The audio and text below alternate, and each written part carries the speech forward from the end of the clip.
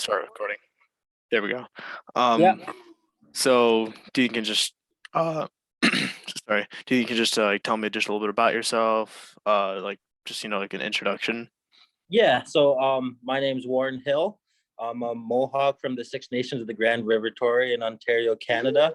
I'm currently a professional lacrosse goalkeeper for the Halifax Thunderbirds. Sorry, I got my son here with me, Hmm. and yeah, been playing lacrosse since I was about 3 years old, and it's a big part of my life and who I am today. And yeah, just happy to be here. Awesome. Awesome.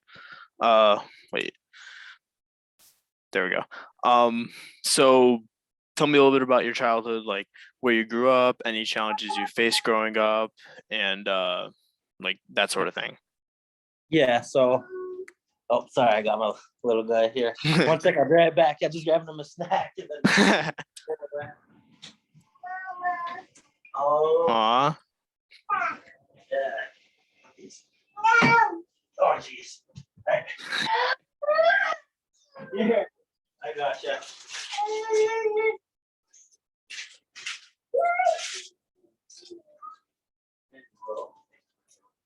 All right, I think we're good. Awesome, Sorry awesome. about that. No, all good, all good. All right, yeah. So, growing up here in Six Nations again, Native Reserve in Canada. We have probably a population of about 18,000. Just I want to say, like, truthfully, I think we're pretty fortunate, and we have a lot of infrastructure and different kind of organizations and stuff that have helped us be a little bit more developed than others like by then, but we still face our own adversities here in the community, whether that be economical, um, drug and alcoholism. Like, unfortunately, that's still prevalent in our community, but um, that's something that impacts us all. Um, it's kind of everywhere, but at the same time, like, this community is so tight, and the different, again, like, the adversities we have to go through as Native people, whether that be residential schools, life under reserve, um, different things like that, has made this community tighter and stronger, and right down to the individual families. Mhm. Yeah, How about for you personally? Have you had any bumps in the road for yourself? I think, like, most kids, even on and off reserve, like, school was a struggle, and the biggest kind of challenge I had was not learning how to read or write until I was in seventh, eighth grade.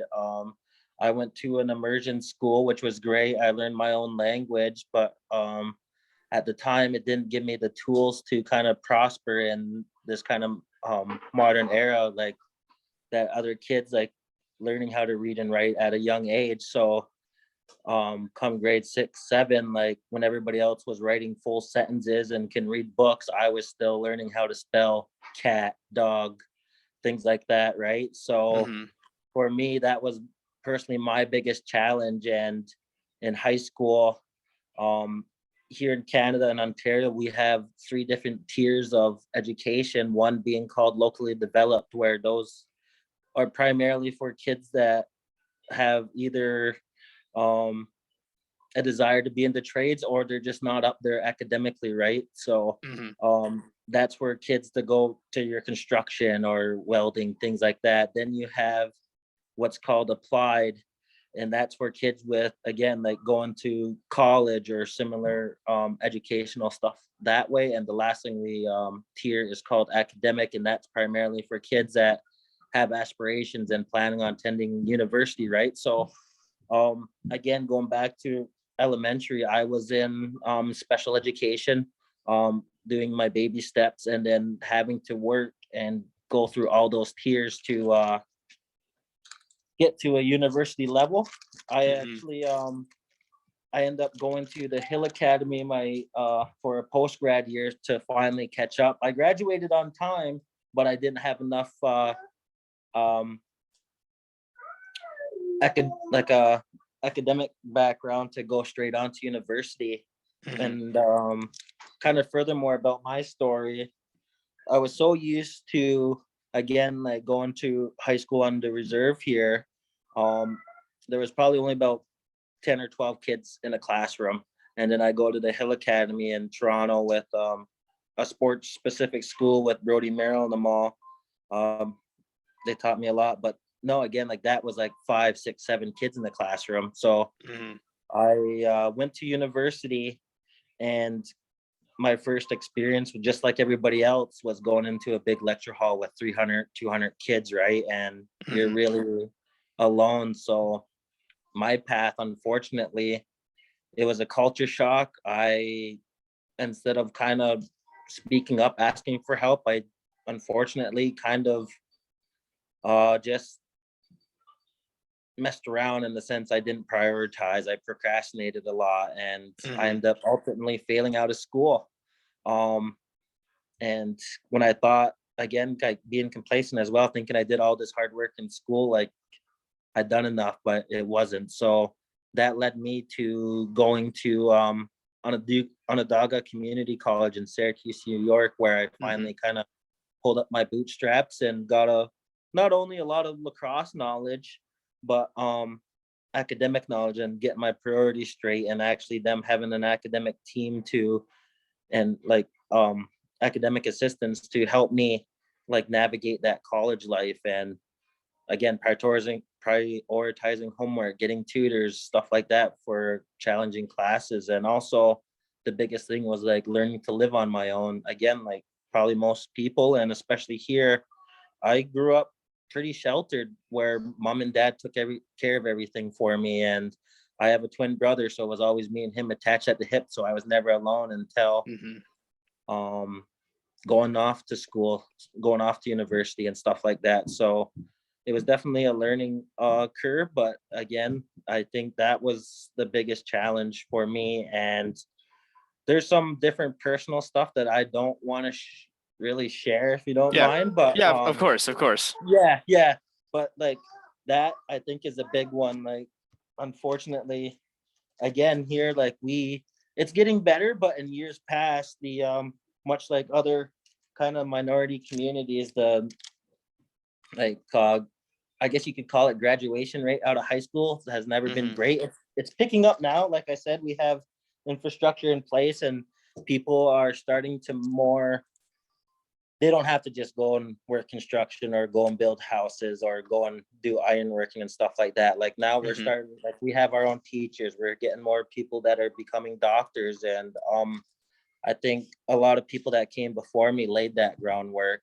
And now to be a part of it and kind of be that influence or role model in our community is you're starting to see the like impacts of others taking that first leap. Mhm. So I know historically, um, lacrosse has been seen as like a white elitist sport. Like like a lot of people I talk to who don't know the game of lacrosse don't know its native origins. Yeah. Um, because of that, have you ever felt like an outcast at any point? Face or like face any prejudice like when playing against like more white teams? Um, to be honest, so like, no, I totally get that ideology. And it wasn't like, if I'm truthful, it wasn't until I got to the States to go to school and start seeing it in, like when I went to Onondaga Community College and Syracuse University, where people, that's what they mentioned, right? Like the Hmm. outside looking in is that white elitist sport. But again, truthfully, growing up here in Six Nations, obviously being around that history and that tradition of the game, I personally never experienced it until I was much older. Again, lacrosse being a medicine game to our people and being a big part of who we are in our culture, I didn't know that side. So to me, lacrosse was always been our game. And yeah, just like again, like all sports, there's always um youth sports too. Like you're gonna get those fans or a player saying that playing that race card or use like um just that racism was like prevalent, I guess you could say. Like Yeah. I've heard the comments and like you've heard people chatting it, but again, like kind of I was pretty sheltered from it. Like you would hear about it maybe once every couple seasons that someone said something, but it was again brushed off our back. And honestly, it was preached to us at a young age that that's not sorry. It was like 1 second. Sorry about that. No, you're all good. All good. Oh.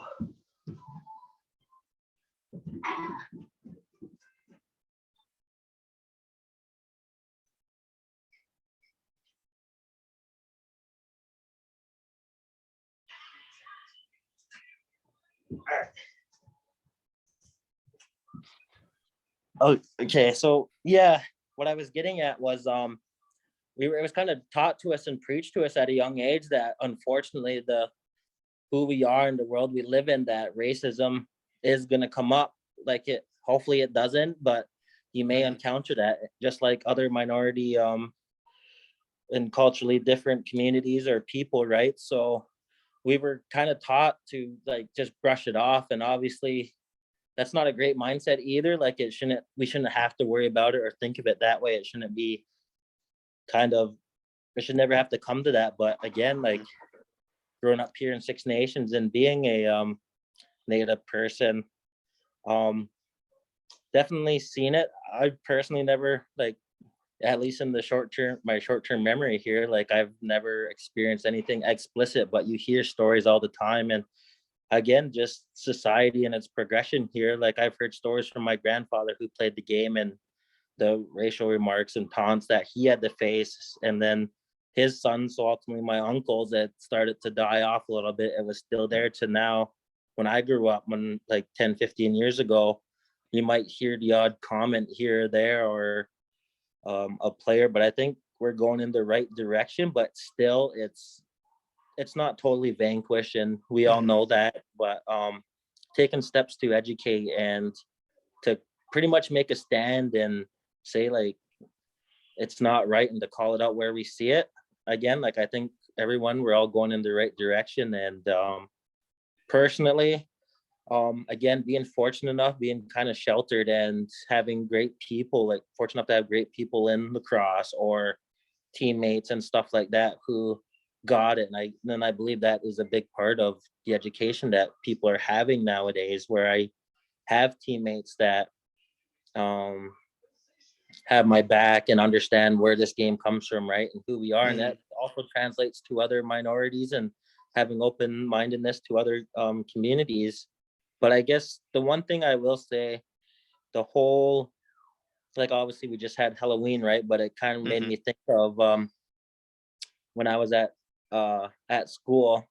Again, like not to throw this person under the bus, I'm not going to name which school, which team, but a teammate of ours dressed up as an Indian for Halloween, and we didn't make a stink about it. And there was other natives on the team, but we just kind of had that conversation with them afterwards. Like we seen them post it, to let them know like that's not right and that we didn't appreciate it. Again, like not to throw the guy under the bus, and honestly, like just where we are, like people don't know, and I know that's a touchy subject, but again, just him having the understanding and apologizing and just moving forward from that is that's kind of like the most recent thing that I could see. Again, like I haven't had anybody call me any racial slurs or anything like that, at least that I can hear. Who knows, maybe in the game of lacrosse it's in the crowd, but I'm not paying attention to that. And the same thing on the floor, because again, having great teammates, coaches that understand like it's not tolerated today, especially at the professional level. So what can you tell me about the Iroquois national team? I remember back in, I think 2018, I was watching your guys' game against Puerto Rico because my coach played for Team Puerto Rico, and I was very Okay. excited to watch that game. So Oh just like yeah. anything you could tell me about that, like about the team in general. Yeah, so the team was established, I believe, in the late 80s, early 90s, and we we're the first recognized Indigenous, First Nations, Native, whatever you would like to call it, like sports team to play at the international level. And um it's grown and matured into being, we're one of the best at the sport. Like we finished top three. Well, we're still trying to break that top three. We finished third quite often, and it's honestly it's an honor and a privilege to play for that team. Oh my goodness! Sorry, mom's not home, so he's all over the place. No, you're okay. You're okay.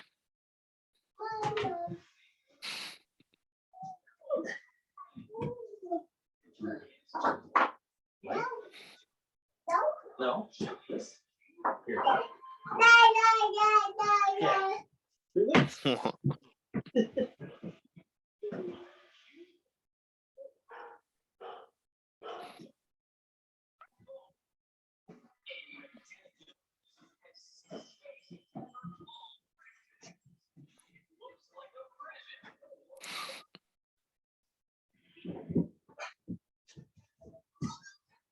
Just gave a box of Fruit Loops, so hopefully that'll keep him busy.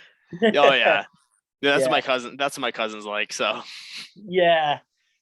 So but no, so yeah, it's kind of grown into this. It went from like a kind of a club feel, like guys just showed up and they didn't have tryouts. They just called who was available to come represent the Haudenosaunee people and the native people of Turtle Island here, which we call North America. So and it's grown into a pretty like kind of like professionally organized sports team. And now we have tryouts. Now we have, like, if you've seen us, like we don't got to worry about where we're playing or where we're practicing or if we can field the team. Like, it's gone a long way. And with that comes a lot of pride, again, being the only recognized sports team to play at the international level of being entirely Indigenous people, right? So as a player, we take a lot of pride in that and understanding that not only are we representing our people of Haudenosaunee and the Six Nations, we're also representing Indigenous people of North America and the world ultimately, right? So with that, it's a lot of pride. And again, being fortunate enough, like the game has grown and our communities have produced some pretty amazing athletes and lacrosse players, and we're kind of knocking at the door to make a leap and be able to compete for a gold medal here. And I was fortunate enough once in the field lacrosse game anyways in 2012. It was the first time that the Iroquois Nationals, it was our under 19 team, to beat the United States at field lacrosse. Yeah, we did it once in the round robin, which was an upset, and like obviously we are really prideful of that. They ultimately beat us in the semifinals, but that kind of step, and you see now like we're sometimes we're in 1-2 goal games against them, and I think that's just a testament to all the hard work and the support we've gotten over the years. If you didn't have lacrosse, where do you think you would be? Again, being truthfully, I think I'd be working construction or kind of doing something that was stereotypical. And I mean that is like, look, lacrosse has taken me a lot of ways. It's been a vehicle for me to get an education and to like kind of see the world. So I have a pretty big gratitude to the sport and like take it very seriously, because I know without it, I might not have gone on to college or university. I might not have left like the province of Ontario here. I might just be like, again, like unfortunately, like some of the still stuff we see here on the reserve is just being a homebody. And like I said, maybe I'd be in construction or welding. Not that there's anything wrong with that, of course, but I know that this has opened up different doors. And again, sports has always kept my morals in check, so to speak. And like a lot of other people too, like you watch NFL or NBA documentaries and how they talk about their athletes and as a way for them to keep them off the streets. And like I said much before, alcoholism and drug abuse and different addictions are still prevalent in our community. And all it takes is to hang out with the wrong crowd on the wrong day, and who knows what could happen. So lacrosse has definitely been a tool of mine to keep me on the right path, so to speak. So I'm fortunate for that. And like I said, my life would probably be pretty different Mm-hmm. Yeah. Do you think you can tell me about times or in situations that lacrosse has benefited the Native community recently? Yeah, I think um most recently I would have to say the Every Child Matters movement, right? So like Mm-hmm. unfortunately that's a black kind of a black eye here in Canada of the thousands of different nations and native communities that were forced to send their children to residential schools, Indian boarding schools, and the stuff and the stories you hear that go on there within those walls is pretty horrific. And Mm-hmm. unfortunately, some of those children never made it home. And I think having athletes not just in lacrosse but also like other sports, hockey or what have you, to use their platforms to kind of spread awareness of this. Like we've always known it. So like I have grandparents and different relatives who's gone through those school systems. The last one closed in 1996. Mm-hmm. And so I we've always kind of known that history, but the more kind of research and data that's come out and like to hear the stories, like again with the power of social media and media in general to get these stories out, like it was definitely it brings some anger and sadness and grief, right? But I think to educate ourselves, even going back to the whole racism stuff in sport, or like how we were saying, like just the way society's going and pushing forward and knowing that this stuff is not tolerated. I think the power of sport and particularly lacrosse here in Canada, players and coaches have been able to use their platforms on social media or in their communities to spread awareness of this issue. And I think it's something that everyone needs to, everyone should, anyways, learn about just so we can avoid it again, right? So Mm-hmm. we don't have to go through that, and to also kind of just spread awareness of the hardships that Native people in Canada had to go through and are still going through, and that those residential schools played a big part into why our communities struggle with alcoholism and addictions and stuff like that, right? Like Mm-hmm. I'm currently a social worker and I'm a youth counselor at um, a mental health facility, and just from my experience and just the different trainings and knowledge I've gained working in that field, like a lot of times, like a lot of these issues can stem from from that time in history, and it's a trickle down effect, right? And again, like it's not just native communities, it could be other things in other minority communities, like whether that be um, poverty or living in low income neighborhoods and stuff like that, right? So Mm-hmm. it's just a, I think that lacrosse recently is a good way of promoting promoting that time in history and just to bring awareness. Yeah. Yes, sir. So, last question. Do you think you can give me a quick overview of the history of lacrosse from the native perspective? Obviously, as lacrosse, like most lacrosse players nowadays do, I know a little bit, but just for the benefit of my class who isn't really well versed in that real history, do you think you can just give a quick overview? Yeah. So originally this game was gifted by our creator, like some people call him God, but in like our religion we call him the creator, Sangoyan Diso, and it was gifted to our people, and it was a way of selling disputes, and we call it a medicine game because it was made to not only entertain him but entertain the people. So we would play it when someone was feeling down, grieving, or if someone was feeling sick. Like it kind of goes back to that what is that word called? Oh, being like an opiate for the masses, right? Like when you're Mm-hmm. watching a basketball, football, hockey game, you're not thinking about what's going on in your personal life. You're not thinking about the harsh realities you might be facing. Like you're just focused and you're entertained by the game that's being played. So this game was developed for that reason, and we would play it if someone was grieving, if someone was sick, to bring that positive energy to them, right?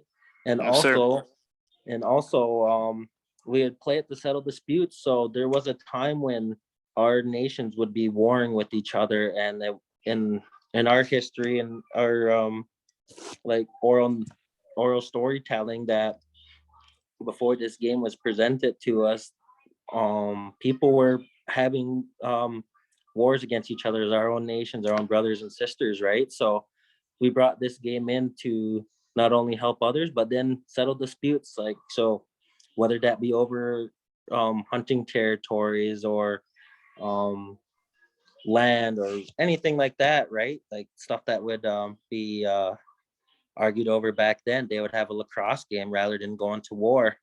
Mhm. And so that's primarily in a nutshell kind of the stories I've been taught of this game, and we still play it, and there's a traditional way to play it. So what you see on TV, or you go to a game with the aluminum sticks and like turf fields and stuff, Mhm. we in our communities we have called what's longhouses. And like, again, for those that don't know, it's kind of like our church, right? So that's where people go to conduct our ceremonies and things of that nature. And during those times, we'll have lacrosse games and outside the longhouse, and it's all wooden sticks. There's no um like aluminum plastic sticks. It's all our traditional Mhm. wooden sticks with leather and stuff like that. And the ball is not a it's not a regular rubber, it's not a rubber ball. What we do is put